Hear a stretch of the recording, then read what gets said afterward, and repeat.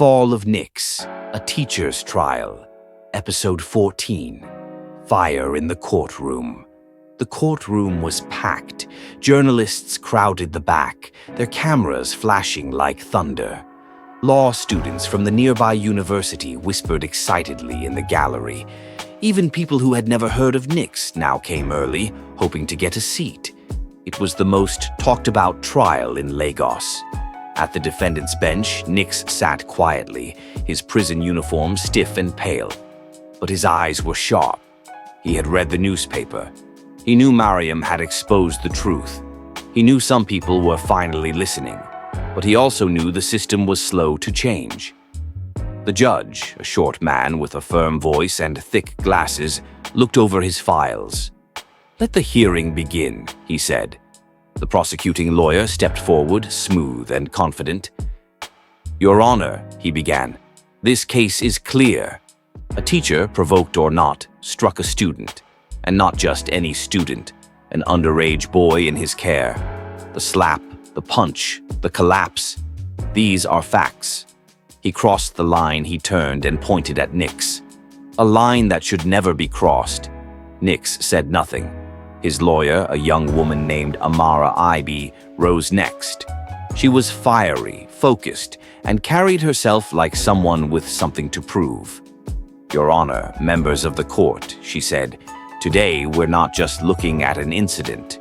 We're looking at a systemic failure. A teacher was thrown into a pit and punished for trying to climb out." She held up the Lagos Herald newspaper. "This article shows that the school had received multiple reports about the student's violent behavior. These were never addressed. Staff were silenced. The boy's family was protected, and Mr.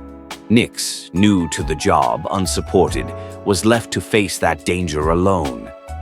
Murmurs filled the courtroom. The judge raised a hand. Silence. Amara continued. "The real question here is, who failed Zita? And who failed Knix? Because the school's silence, their negligence, gave birth to that moment in class. Knix did not premeditate violence. He reacted to danger.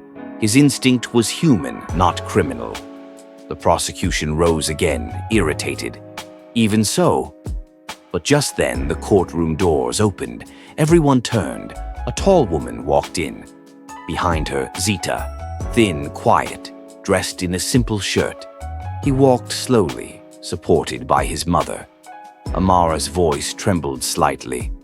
"Your Honor, the victim is present and wishes to speak." The judge blinked. "Is that so?" Zita stepped forward.